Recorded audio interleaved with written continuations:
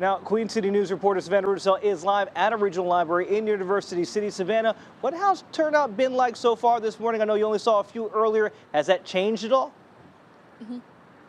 Yeah, a little bit, Julian. It's kind of been a steady stream probably since about 7 o'clock or so this morning. We've seen more people, probably a little bit, about 24, maybe 20 or so people who have come in to cast their ballots already.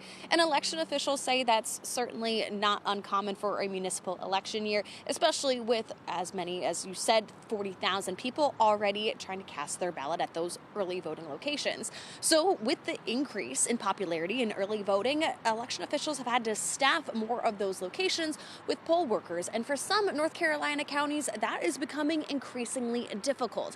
It's because a new report out shows that there is a higher turnover rate with election workers than ever before, especially since the year 2020. Now, we have seen especially a high resignation and retirement rate of the county board of directors. Now, what we've seen from them is that about a third of them, and through all of North Carolina, have either resigned or retired since 2020. But we spoke with the Mecklenburg County Board of Elections Director, Michael Dickerson.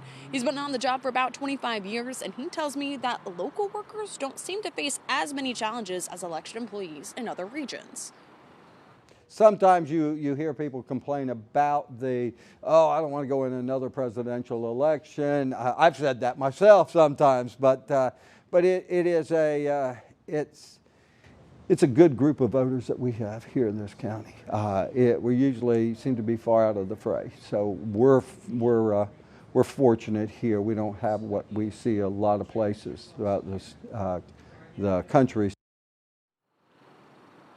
Some of the problems experts say with high turnover is a loss of experience and knowledge as those veteran workers leave. They say it heightens the chances of inexperienced people making some of those mistakes on election day. However, Dickerson says that is why they focus so heavily on training newer workers all year long. So when you come to the polls today, you might have a mix of some veteran workers and possibly some newer election workers.